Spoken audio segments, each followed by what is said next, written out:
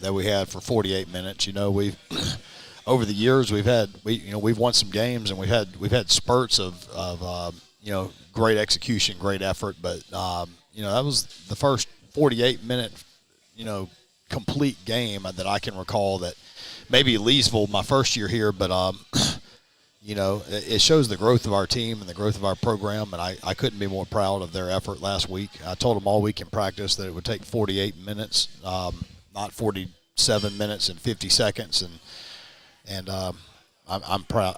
I can't even put into words how proud I am of our team. Well, and I think I just lost camera, so let me see if I can figure out how to get my camera back. There we go. I had some papers over here on one of our switchers, and I pushed a button, but we got the camera back. 48 minutes, absolutely wall-to-wall, with a not quite a walk-off field goal, but pretty much with 8 seconds left. It was field almost, goal. that's right. In fact, the clock operators let the clock run. I don't know if you noticed that or not. I know. I knew that there was still time, but I was trying to talk the referees into it anyway, but because I knew how dangerous their kickoff return team was, and but it got dramatic there at the end, even when the kick returned. But we pushed him out of bounds and sealed the deal. Well, before we get any further into the contest, I need to make an apology. When you're an announcer, sometimes in the heat of the moment, you say things. You're going with whatever kind of information you have, doing your best to update people on what's happening. And at the end of the contest, when I was making the kind of the end of the game stats, I was depending on some pictures of stats that were sent to me, and I really appreciate Jordan Meisner for doing that. He sends up he takes a photograph of each of the stat page and sends them up, and it makes us sound intelligent because we're not tracking stats up in the press box. And so at the end of the game, at the end of each quarter, he sends me the stats, and I had the third quarter stats, and I'm kind of wrapping up, not realizing I'm looking at third quarter stats. And when you say 288 yards, that'd be a good night for anybody. So I'm saying Aiden Tate has 288 yards, and then Jordan texted Tate has 400 yards. Well, I'm looking at sheets that say 288 yards, so I just commented that I'm showing 288. Jordan Meisner says 400 yards. I'm not sure where he got that from, but I've got 288, and I just went on with it. And then later, Jordan sends me the updated stats, and I felt like about that big when I realized that, because Jordan takes this very seriously. Very serious. He does a good job with it. Meticulous with it. We have a student that keeps it for us, and he kind of Coach Meisner kind of oversees it. And he's got more analytic. We've really dived into the analytics department this year, as you can tell by our offense. We're going for it on fourth down, and which goes against my DNA as an old defensive guy. But but it's fun, and his record keeping really helps us, in those decisions. Well, and the next day he actually went back to, I think, either to our broadcast or the Huddle broadcast and charted every single play and let me know. He said, now, math isn't my strong suit. I'm more of an English guy. But so I want to look in the camera and say to everybody who listened to me on Friday night, Nathan Martin was wrong. Jordan Meisner was right. Jordan will always be right. And so if I ever question him again, I'm not going to ask for lightning to strike because I might accidentally do that. But I certainly want to thank Jordan for providing those, and I hope he'll continue doing that. But thank you, Jordan, for giving us those great stats. And speaking of those great stats, how about Aiden Tate on Friday night? I know it. I mean, 400 yards is a good season for most high school running backs, but he got it one night. Thanks to our offensive line and even receivers blocking. I mean, it was a team effort, and Aiden will be in here in a little bit. He'll be the first to give those guys credit. But we're looking forward to talking to Aiden here in just a little bit. As we have researched as best we can, we don't have cumulative stats anywhere that I know of, but even Coach Morrow and some other coaches have said to us, there's no doubt that is a Pineville High School all-time record, which would be hard to beat by anybody. Yeah, the old record, that the closest we could find was Bruce Jackson had 323 yards against somebody, when he was here. But so the 400, Well, we've had some big run backs. Jackson, right. The Winslow brothers, Daryl Carter, some different guys who over the years put up some big numbers. But I don't know. Did you anticipate that from Aiden going into the game? No, I didn't. Our plan is always to split the carries between him and Hakeem Mix. But Aiden had the hot hand, and it was obviously a tight ball game, and our best bet was to leave Aiden in. But I'll say this: Hakeem had 9 carries. I can't remember the yardage. I know he had a big, like 20, 25-yard run. I think coming off of a Tate fumble that we recovered, but it put us behind the chains, and Mix kind of bailed us out there. When Aiden was winded. That Hakeem really did his job in bridging the gap, and that it really allowed Aiden to put his best effort forward, and they make a really good duo. Well, absolutely. We call them the Thunder and Lightning. I know that's kind of a traditional name for your speed back and your heavy back. Yeah. But I definitely want to take a moment here and just throw that the graphic up for us for our Player of the Week. That's Aiden Tate right there on your screen, number 23. What year is Aiden? He's a junior. See, I was going to say that, but I wanted you to say it because you got to be excited to have him for another year. Very excited. Hakeem's a junior too, so and our quarterbacks are sophomore, so we'll have our whole backfield back.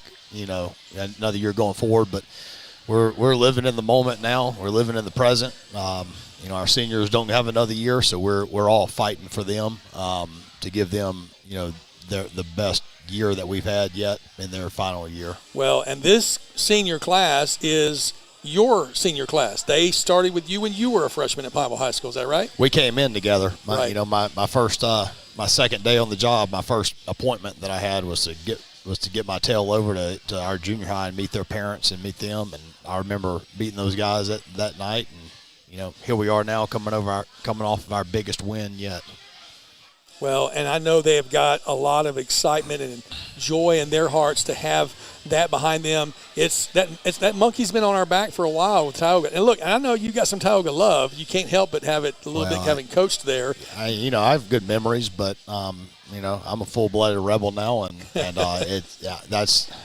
I've been involved in football for 30 years as a player and a coach, and I mean that definitely is up there with on the list of special moments, and one that I'll certainly remember forever. Well, we did something different for the 446 broadcast. Normally, every one of us has our own equipment, our own setup, but they have a new Jumbotron, which takes up a lot of room in that press box, which reminds me we're going to have to figure out some room for a Jumbotron. But we combined and used the same equipment, and their play-by-play guy, Billy French, did play-by-play when Tioga had the ball. I did play-by-play when Pineville had the ball, and I think everybody in the press box was holding their ears because we were both getting so loud on a game that you should. Really, absolutely. It's high school football. That's the way it should be. You're not taking the ACT. You're not listening to a preacher give a sermon, so it's okay to get excited. There are some preachers who get excited. So let's talk about the game a little bit. We're going to talk through, the Tioga struck first, I believe, on the Adams run, and they went up 7-0. Then we have the opportunity to answer, and we're unable to capitalize with the 7, but we got a field goal, which we haven't had that arsenal in our weapon bag for maybe a little while. So Jocko Lee steps up and just ices it, right? Correct. And I was upset that we couldn't punch it in from down there. But in hindsight, that 3 points was everything. Absolutely. And so then, we force a punt. They force a punt. We force another punt. And then we drive down a 74-yard touchdown, probably the biggest run of the night for Aiden Tate, if I'm not mistaken. And we go up 10-7, and then we force an interception. We get the ball again, and a 43. I have written down a 43-yard touchdown to Kelmarian Phillips.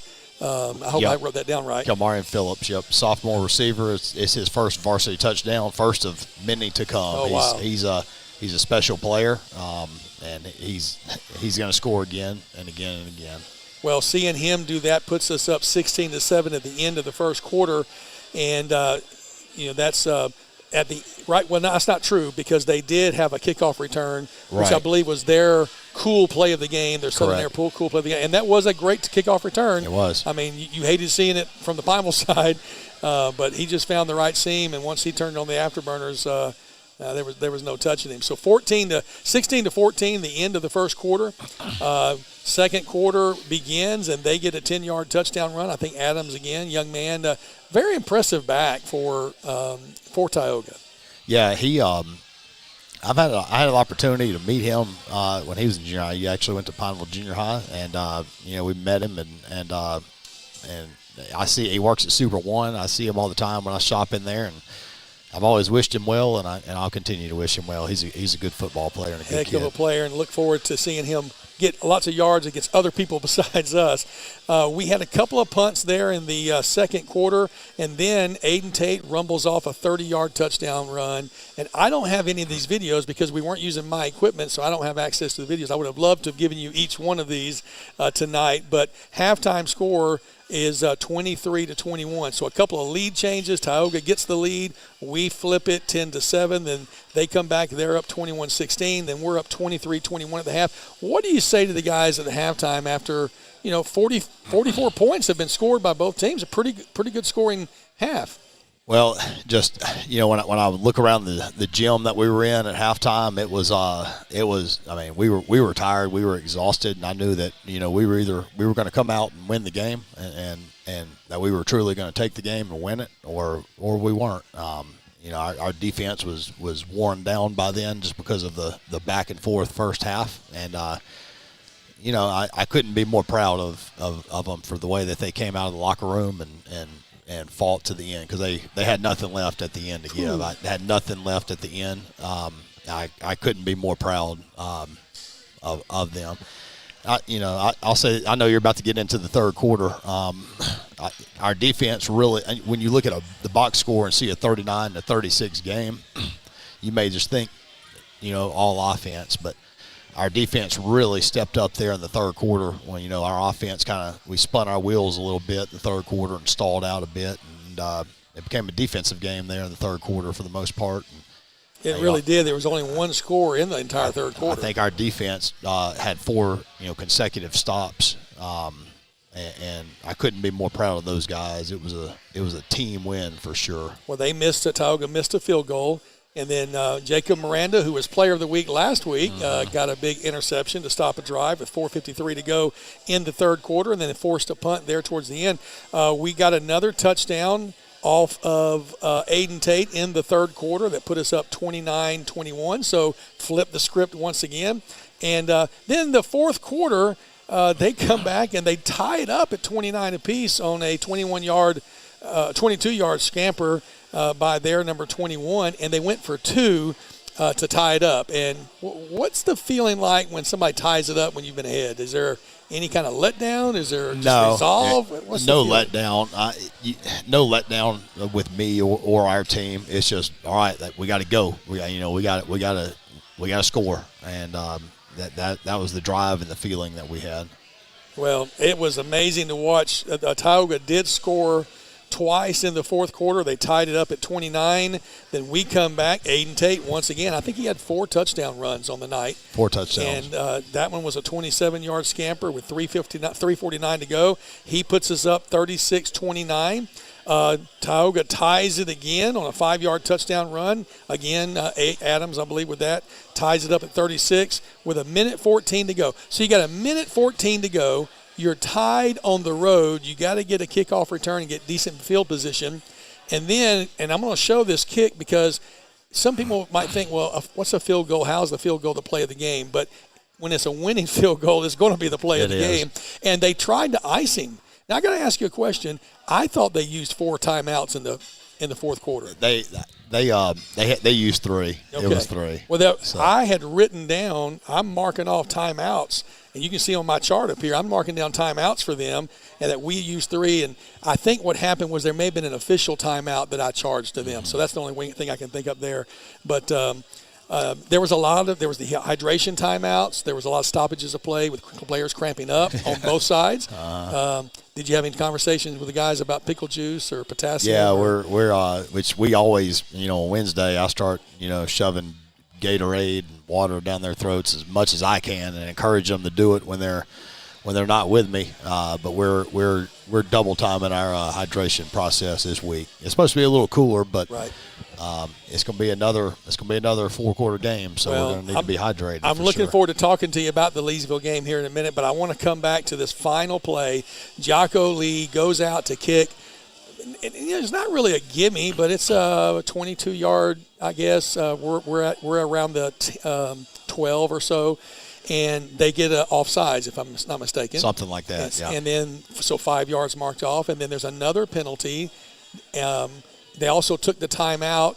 It's like each one of these almost trying to ice him, and this young man was not iceable. He just no. We knew that Jocko was going to make the kick. We just knew that we needed to protect and get a good snap and a good hold. I go back to we practice field goal on Wednesdays every week, and I go back to last Wednesday, and we just really stunk. Last Wednesday's practice was the worst practice we've had this year. And I wasn't going to tell everybody when you came in. You said that to me. We weren't going to talk about it on the air. But yeah, you we can't in hindsight. We can't in hindsight. But we stunk at field goal, and so the next day we typically don't wear pads on Thursday. But we put pads on last Thursday just to make sure that we got that right, and thankfully we did. Sure did. And we made a couple field goals in the game, missed a couple extra points, but made a couple field goals, and it was good enough to win. I want when we got that ball with about a minute left, we were going to go and try to score. I didn't. The way the game was going, I wanted no part of overtime. Yeah. Guys were tired. They were tired. So it was time to score then and there, and thankfully it went our way. Well, I'm going to give folks the play of the game after this timeout. We need to let some of the sponsors let you know who they are. We are here at Quebedeaux on Highway 165 in Pineville. Invite you to come out. If you're wearing your Rebel gear, you get a special Rebel discount and a special menu. So come out and enjoy Chef John Valenzuela's tasting specials that he's got here for Pineville High School. Right, we'll be back right after this next little commercial break with Coach Bryant Bell with the Bryant Bell Show live from Quebedeaux.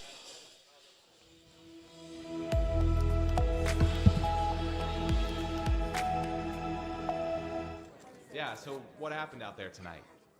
We struck out at home with leftovers, then we remembered walk-ons. What effect did the situation have? Spirit soared.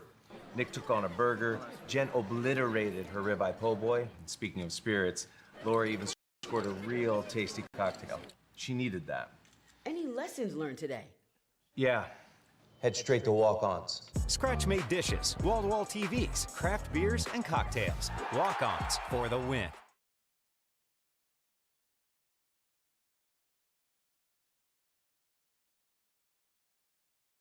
BK Distributors is proud to support high school athletics on 446Sports. BK is the one-stop shop for trophies, banners, awards, letter jackets, and just about anything award-related. And now, welcome BK Apparel and BK Promotions to the family. For all your spirit apparel needs and anything you need to brand your business. When you think of anything you need with your name on it, think BK. Check them out on Facebook or at bkdistrib.com. BK Distributors, Apparel and Promotions in Pineville.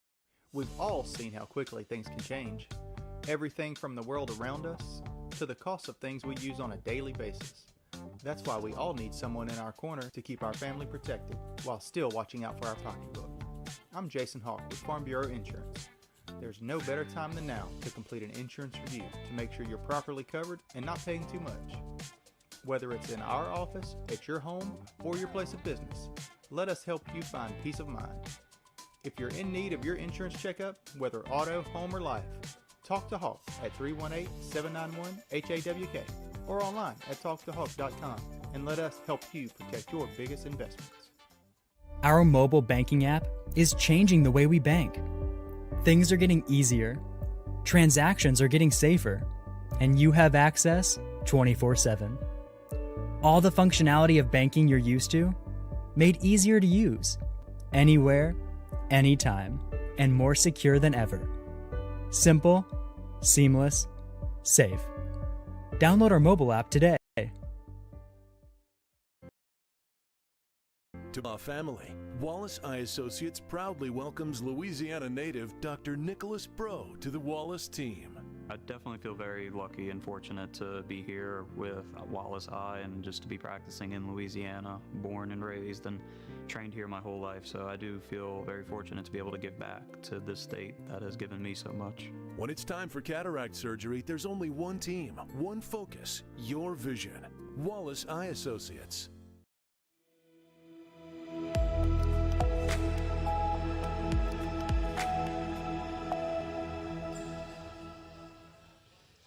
Welcome back to Quebedeaux. We're excited to have you here at the home of some of the best Cajun seafood, Cajun food, period, in Central Louisiana. So come on down and join us. Executive Chef John Valenzuela has got an amazing menu here tonight. Wear your Rebels gear, and you can dig into that. I promise you, the chicken cracklings are amazing. That's one of my favorite things. Have you had the chicken cracklings? I haven't had them yet. I'll try them. I'm going to hook us up with some chicken cracklings on Wednesday night. We'll just sit here and munch and let people, salivate over that. All right, so I told you we had a play of the game that I wanted to show it to you. And, Coach, I'm going to pull it on here. For some people, you're thinking a field goal that's a chip shot. Why are you making that the play of the game? But for it to be the winning game, or the winning play, I should say, this is the Southern Air cool play of the game. I'm going to turn on the volume here for them to hear it online. Wait again. I know you're freezing them, but you're giving them closer and closer and closer. It's only half the distance. It'll be at the 2.5, so it really is a PAT at this point. Ball is at the 2.5-yard line, which is really where the PAT is. It's a little bit to the left, so it's not a straight-on kick. Jocko lining himself up, steps back, waiting for the hold. He looks again at his alignment, moves to the left 2 steps. Carter Smith will call for the ball, extends his hand, calls for it. The ball is there, the snap, the kick is up, and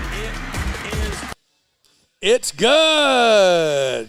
Boom. Here comes the boom. Randy James gives us the boom, and I tell you what, I called Randy James a few nights Friday night, because every time I would say, as Randy James would say, who's got that rebel spirit? And I'm doing all that stuff there in the Tioga press box, and they're just. I watched the broadcast on Saturday. I watched it, like I've told you before. I like to go back on Saturday and while I'm drinking my coffee in my chair, and it was a little. The coffee tasted a little bit better this Saturday.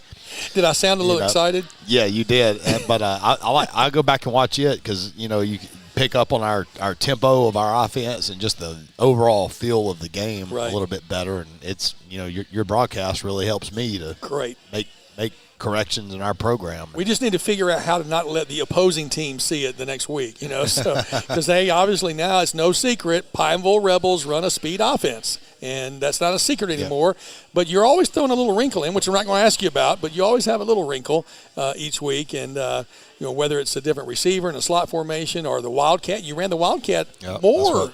Aiden scored on one of them. We were lined up in just a regular alignment. They called a timeout. Then we came out and empty with him at quarterback, and that was one of his touchdowns in the third quarter. That's part of the arsenal. That's it. It's so great to have. We're going to bring Aiden Tate here in just a minute, but before we do that, I want to show one more graphic that we have. Not only do we have the player of the game who's on your screen right now, number 23, Aiden Tate, young man that, just looking forward to even more great things from him this year. We also have a new feature that we're doing this year. It's called the lineman of the game, and this week the lineman was number 79, Cameron Perry. And I asked you who it should be, and we had a couple of guys that we could have mentioned, but this one specifically because you said Aiden was running behind him a good bit of the night. Yeah. I mean, you probably could have played any, mini, money, mo and got a lineman, but our lineman will tell you, it should have been Cam, and he ran behind Cam, on a lot of those big plays that sprung, and, Cam used to be a defensive lineman that converted over, and he's doing great things for us. That's great. Well, Cameron's definitely opens up some holes or seals a corner or whatever it is that he needs to do to spring up Aiden Tate. And just like that, we're going to bring Aiden into this conversation as he puts his headphones on. I'm running a little bit late. There we go. Aiden, welcome to the broadcast. How are you doing, sir? Doing good. So did you have a fun time Friday night? Yes. I did. So as you're running on Friday night, let me ask this. Are you mindful of how many yards you got as you're playing, or you just know you got a lot of yards? No, I didn't realize that I reached 400 after the game. I expected that I did maybe reach 300 because I was told on the sideline multiple times, but I didn't think I was going to reach 400 that day. But I did pretty good, though. I would say that. I'd say you did pretty good. As I look down, you had a touchdown run in the first quarter, second quarter, third quarter, and fourth quarter. You had one in every single quarter, so you were making some pretty good contributions consistently across the board. Which was your favorite touchdown? The 70-yard one. Well, of course. Yeah. That was my best one. I enjoyed the Wildcat when I was at quarterback. That was another one. That was my second. So tell us about that 74-yard one. How did that work? How did that happen? Well, knowing my offensive line and everything, they block really, really good and everything. It was we ran our play bins like always, and I love that play. And when we play against Tioga, we ran that play over and over. The holes open up, but bins for sure on the offensive line opened up the holes pretty good. And when I saw that, I took my chance, and then next thing you know, I just ran it for the house. Now, we talk about Cameron Perry being our lineman of the game. Do you like running behind Big Cam? Yes. He's a really good blocker, and he's really good at using his hands. And, as a person I would like to trust to run behind. That's great. So there's got to be some chemistry there, and you can kind of tell which way his body's shifting or pushing to open a hole. Even if it may be designed a certain way, sometimes the defense does something different, throws a wrinkle, and you got to cut instead of going outside or whatever. Is that the play he's talking about is a zone play? So it's not just one defined hole that's going to be right here. It could be anywhere, and it's his job. He knows there's going to be a hole, and it's his job to find it and run through it. So you're a junior, and you were backing up last year. Got a few plays, as I recall, but he played a lot in district. We reshuffled our offense a little bit, try to get some things going, and he was a big part of it. He had probably a few hundred yards last year rushing, so he's not brand new to it, but obviously brand new to our system, just like I am and like we all are. And so far, so good. So bringing in a new offensive coordinator has changed some things up. Speed offense. What kind of a mental adjustment is there to go to that type of I call it a NASCAR offense, this pit stop, 13-second pit stop in and out, and the whole thing back up to 400 miles an hour? Well, I played for a long time, played for 12 years and everything. I played since Pee Wee and everything. I remember when I was a little kid and everything, I was at quarterback or running back. I ran the ball so much. But after every play, I was always running to the next play. And, having this quick offense and everything, it's nothing new for me. I always ran for the next play after I got tackled. I would get up fast, get the ball, get set for the next play. I like it a lot because the defense does look really tired as soon as we get down to the goal line. And I love that. I love being able to, I'm energized and they're not, It's amazing. That's crazy how a defense will be tireder than an offense. Why do you think that is? Is it because you know what you're going to do? I would say when they, I want to say when the defense gets more tired than the offense, it's more than it has to become with the. I want to let's see. I'll help him out. As an old defensive guy, it takes a lot of energy to react and to chase down people and to get off of blocks when you're on offense. You kind of know where you're going. It's harder to go backwards than it is to play in front of you. Yeah. So, So, Aiden, when you see those guys with their hands on their hips and kind of huffing and puffing, you're thinking to yourself, you're going to have something big happening now, right? Yeah. I'm going to be honest. Our offense, it comes down to discipline and having motivation. And it just shows that beginning of the game, our offense had so much motivation to win. And that just motivates me to keep going. And when I see the defense tired, just keep bringing the punch, Well, I don't know if everybody can appreciate the legacy that this was. I call it a legacy-defining game. Mm-hmm. Randy James will tell you the Pineville-Tioga rivalry goes back 50-plus years, okay? In 1982, Tioga had beat Pineville, and they had also rolled our cannon into the river. Oh. Yeah, that wasn't very nice. And then somebody had accidentally spelled THS on the Pineville High School football field with gasoline. That was not very nice. There were some things that were done to Tioga High School either that weren't very nice, but I had nothing to do with that, I promise. But, I mean, it was an intense rivalry, and when we beat them, that year, 21-7, I don't know who, but people went all over North Rapides writing 21-7 on the back of every stop sign in North Rapides because it was that important to us. So I know over the years we're not in the same district anymore. Back then we were in the same district. It was bigger, but it's still a huge rivalry game, and I'm sure you guys felt it going out there Friday night. So I just want to say, as an old Pineville guy, Randy's an old Pineville guy, thank you to Aiden, right? And the entire Rebel team Friday night, you guys did. All right, we have a tradition here when we bring a coach, when we bring a player on. I don't know if Coach likes this or not, but I think he gets a kick out of it. We ask you to give us a funny story about the coach. Let us. You've been with him for 3 years now, 2.5, 3 years. So what's like a funny quip or anecdote or something that give us an insight into Coach Bryant Bell? Well, I would say the funny part is when he gets really mad. Okay. Because he's not like a other coach, when they get mad, they get they're really really mad. He has like a way of when he's mad, he's just like, y'all need to get to the field now or get off the field, y'all are taking too long. It's funny, honestly, to me. That's the best part about him. Yeah. And there's a lot more to it, but that's my favorite one, honestly. Great. Well, Aiden Tate, thank you so much for being a part of our broadcast this afternoon. We're cheering for you Friday night against Leesville. We hope you have another amazing game, and hopefully get to talk to you again next week about another great game. Yes, sir. All right, Aiden Tate, ladies and gentlemen, thank you for sticking around. We're going to take another commercial break. When we come back, we'll talk about Leesville right.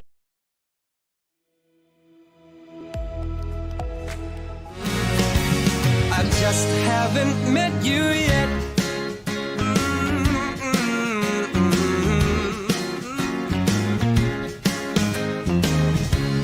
I might have to wait, I'll never give up.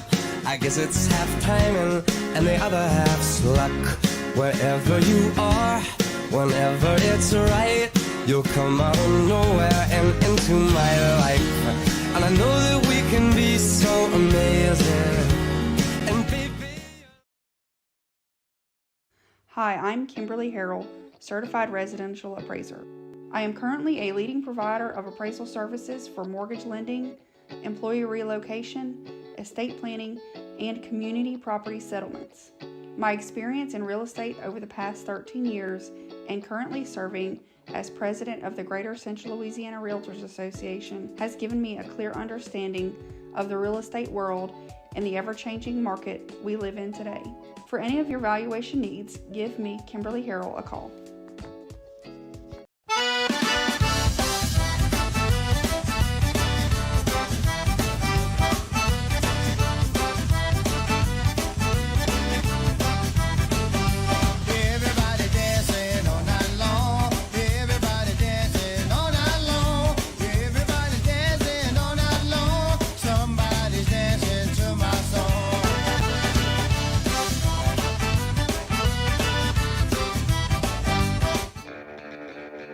Are home problems turning your life upside down? Trust Southern Air Cooling, Heating, and Plumbing to save the day. From keeping you comfortable to plumbing repairs and even generators, we do it all. Southern Air Cooling, Heating, and Plumbing, your one-stop solution for AC, plumbing, and generators. If you need us to save the day for you, call Southern Air Cooling, Heating, and Plumbing or visit us online at southernairnow.com.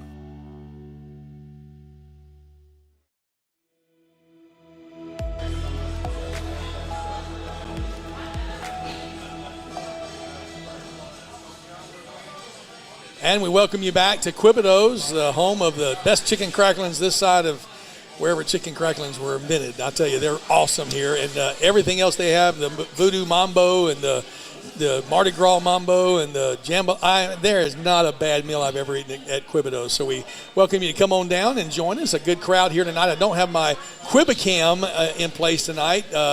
So can't show you the crowd, but great to have everybody here out tonight. So this Friday night, we're traveling down Highway 28 West to Leesville, and I know you've been there before. This is the Leesville Wampus Cats, and they call it the Wampedome. Wampedome, yeah. And it's going to be a big crowd there on Friday night because they come in. I think they're 2-1, if I'm not mistaken. They are. And they had a loss against Sam Houston earlier in the season, but they've got 2 wins, and they can score a lot of points. They're averaging about 50 points a game. Yes, they are. And when you watch their offense, it's gonna be like watching a mirror image of us. We run the same offenses, so I hope you don't have plans before midnight on Friday night because you're probably going to be late to them. Wow. It's playing in the Wampus Dome. If you've never been there, it's a unique experience. They got a double-decker press box, and they don't have a track, so the stands are right on top of the field, and it's going to be a great atmosphere with two good teams. Good running backs. Offensive football and some good defensive players as well. So it's going to be a good football game. So when you run a speed offense like that, you're getting so many plays in. Last week there was about 200 plays. On a regular game when you're not running speed offense, I mean, is there 100, 120 plays a game? Or I remember the days when football games, when I'd be breaking football games down on Saturday, it'd be there'd be 100, maybe 110 plays. Right. If you got to 120 plays, that was a long game. I mean, now we're seeing 190, 200.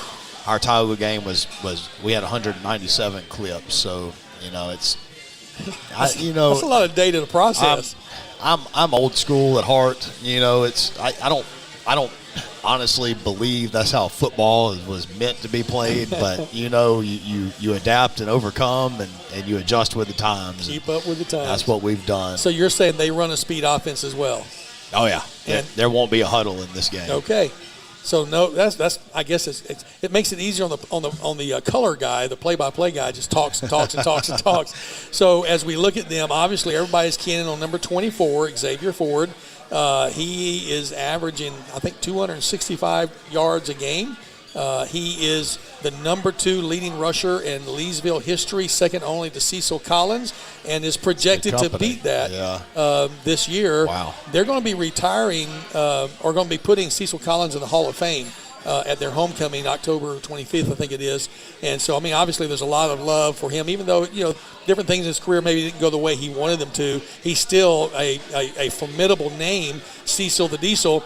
But it looks like Xavier Ford's going to be putting his mark, and in his mind, he thinks he's going to surpass him this year. What kind of defensive scheme do you have to stop that prolific of a running back? Well, you just have to. I don't know if anybody can really just stop him. We have to keep him in front of us, and we have to gang tackle him because he's so strong. One person's not going to bring him down. That's what we've been preaching this week, and we have to run to the ball. Just the other day, our defense is doing pursuit drills outside to start practice off, and he's gonna get some yards. He's gonna get some yards on anybody he plays, but we have to keep him in front of us and make him take another snap, not have an 80-yard touchdown run. Now, I haven't seen him. I haven't seen any film on him. So is he a bruiser? Is he a speedster? Is he up the middle? Is he around the corner? What? He likes to go around the corner. He's a little bit of everything. He's big. He can run over you at the line of scrimmage, and if he gets to the linebacker level with his shoulders square, I'm not sure that anybody for either team can bring him down at that point. Arm tackles won't do it. Arm tackles will not work. So we're going to have to bring the pads and bring and get there with multiple Rebels trying to make a tackle this week. Well, but we have a good plan, and we're confident with our plan, and we've had a good week of practice, and we look forward to seeing these guys execute at a high level on Friday night. So I always have to come up with keys to the game each week, and I guess I'm going to cheat and ask you, what are some keys to the game for us against Xavier Ford, Coach Robert Cowsey's Wampus Cats? Well, we have to. I just gave you one of them. We have to make Leesville take snaps. We can't let them have chunk plays. Can't let them rip off big plays. We have to take care of the ball while we're on offense. We can't have turnovers. That was the difference in the game against New Iberia. I preach it, but ball security is a big thing. And we have to win on third down on both sides of the ball. We haven't converted very well with our offense on third down, something we've worked at to get better at this week. And on defense, we have to get off the field when we have an opportunity to get off the field. We can't give Mr. Ford another chance to have additional carries. Well, he averages 10 yards a carry, And so if we can keep him to 6 or 7, we consider that a win. That would be awesome. I mean, he's going to have some carries now where he gets, 6, 7, 10 yards, but we have to make sure that it stays that way. Right. And don't let a big play get you down. Correct. To me, that's been one of the things that I have been so impressed this year is that the Rebels have not let a big play get them down. A big play happens. I mean, just occasionally somebody's going to get a good play, and you just can't, drop your head and give up. And we have not done that. So I'm super proud of these guys. That's a product of our senior leadership. They don't let people hang their heads. You can hear them talking it up on the sidelines, and it's become part of our culture that we're not gonna hang our heads. We're just gonna fight back, and so far it's been good. I took a look. Well, that's Friday night. We'll be there 7 o'clock at Leesville. We plan to bring you the broadcast, but it's going to be a unique broadcast. As we understand it, they have an exclusive contract for video streaming. They don't allow any other video streaming other than NFHS, I believe it is. And so we're unable to video stream, but we believe we're going to be able to audio stream. So I will be doing my best to put on my old radio voice and try to remember that you can't see what I'm seeing and describe what's happening on the field. And we're still working out the technicalities of that. So be listening to 446 Sports on Friday. As I look at our district, I was looking at the standings right now. In District 2 5A, there's non-select and select teams. On the non-select side, Ruston and Neville are 1 and 2 statewide, and West Monroe is number 8. On the select side, Ash is number 5 and Pineville is number 20. The top 24 teams are going to the playoff. The rankings there, though, when you look on just if they don't separate them out, those 4 teams are in the top 20. And so, we got that district season coming up, and we'll be talking about that more next week. I don't want to get too far ahead, but next week will be homecoming. We'll talk about that. There may be some adjustments to schedules. We'll let you know about that. But this week, the most important thing is for you to support your Rebels. I want to encourage you, take the drive down 28 West. Don't stay home and listen to it on 446. I know that sounds crazy for me to say, but don't stay home and listen on 446 Sports. Take the drive to Leesville. Be in the stadium. Give your fans, give your players the best fan support that they can have, and let them know you're with them. Coach, I'll say, the fan support at Tioga was felt. We I don't look around in the stands, but we certainly felt the energy behind us. And Leesville is the same way. So I love everybody to come to make that drive to Leesville and support us the good old-fashioned way. Support us in person and witness what high school football is all about. It's going to be 2 teams that are going to play as hard as they possibly can, and unfortunately there'll be one winner in the end, but it's going to be a good ball game. Both teams are 2-1 going into this contest, and only one will be 3-1 when it's over with. We hope it's the Pineville Rebels. We hope you'll be with us on Friday night, 7 o'clock in Leesville, and be watching online for maybe the replay of the audio afterwards if you're curious about that. Coach Bryant Bell, thank you for giving us your time. Appreciate it. Good and to be here. We appreciate Chef John Valenzuela allowing us to come into Quebedeaux each week, bringing you the Bryant Bell Show. That wraps it up for this week. We'll be back on next Wednesday night, getting ready for homecoming. But until Friday night, everybody stay safe out there and make sure that you do what is right, you do what is good, and keep on loving those Rebels. As Randy and the coach would say, go Rebels.